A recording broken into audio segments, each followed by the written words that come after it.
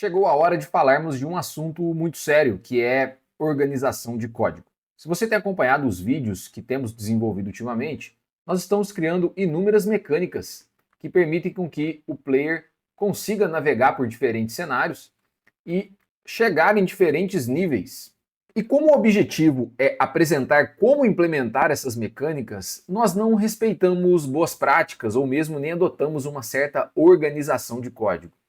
O que agora torna a tarefa de adicionar novas mecânicas ou mesmo dar a manutenção em eventuais bugs muito difícil, porque o resultado, inevitavelmente, é um código desorganizado. E o assunto que vamos abordar nesse vídeo ele é um pouco mais avançado, mas é inevitável. Eventualmente, um programador ele precisa passar pelo Vale das Sombras.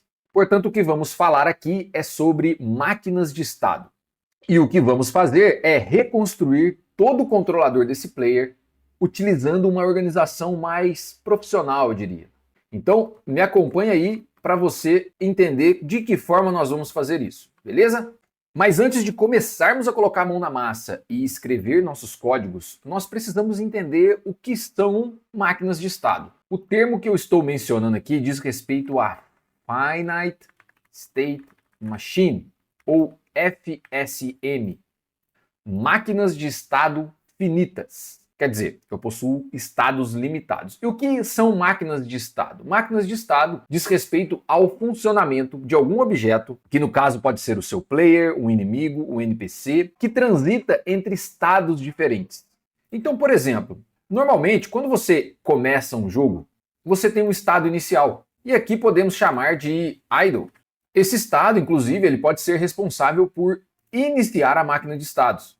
Então, aqui seria o entry. Depois do idle, você pode movimentar o player. Então você pode chamar um novo estado de move state, ou moving. Fica a seu critério, você pode usar verbos no infinitivo ou no gerúndio. E aqui nós podemos dizer então que você pode sair do estado idle para o move, e se você parar de se movimentar, você pode voltar para o idle. A máquina de estados, ela permite com que você visualize as condições e os estados deste objeto e faça a transição entre esses estados. Essa é uma organização extremamente importante e nos ajuda a manter o código de uma forma modular. A partir do move, por exemplo, nós podemos mover para diferentes estados.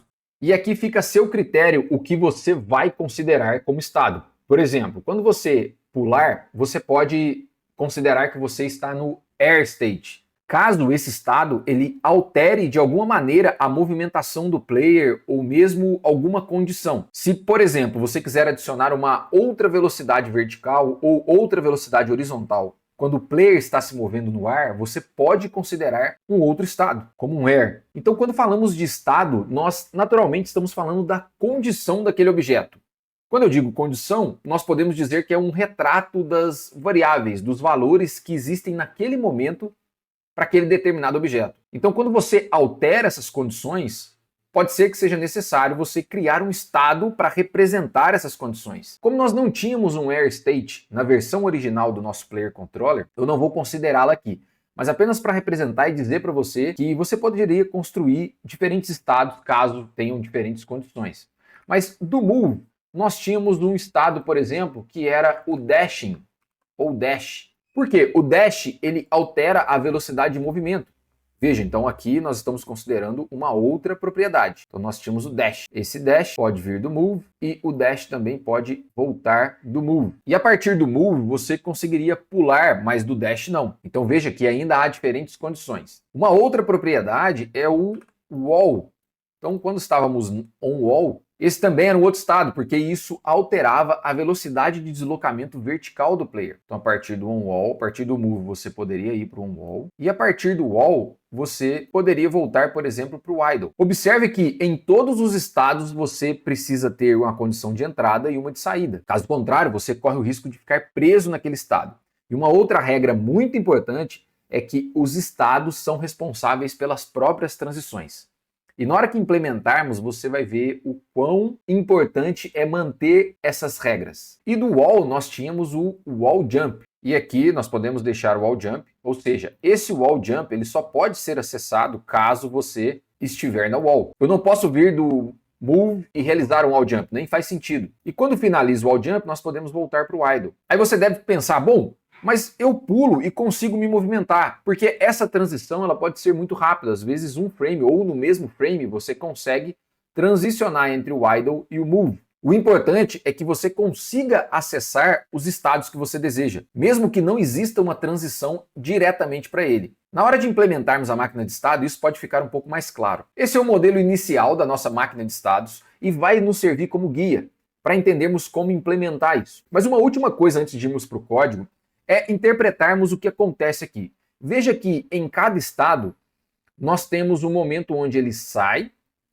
e o momento onde ele entra. Então, as setas que entram no estado, você eventualmente precisa executar alguma coisa. Ou quando você sai, então há um momento de entrada e saída, ou nós podemos chamar de comissionamento ou descomissionamento, commissioning e uncommissioning. E também temos a execução do estado. Quando o objeto está no estado em questão, ele está executando esse estado, as ações desse estado.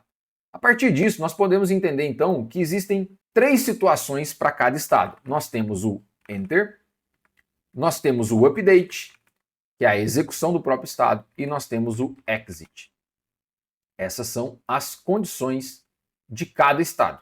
E isso, com essas 3 funções, nós conseguimos representar absolutamente tudo que acontece aqui. É claro que existem inúmeras maneiras de se implementar uma máquina de estado. Por questões didáticas, eu sempre tento seguir pelo caminho mais simples. Quanto menos, melhor. Porque se você entender esse conceito básico, com certeza você vai conseguir adaptar a sua solução para as suas necessidades. E no desenvolvimento desse próprio projeto, você vai entender que surgirão necessidades e, eventualmente, algumas mudanças.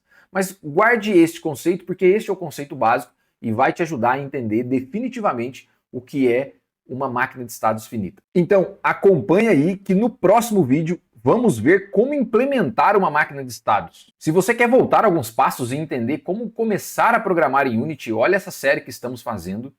E se você ainda não se inscreveu, clica aqui, ó,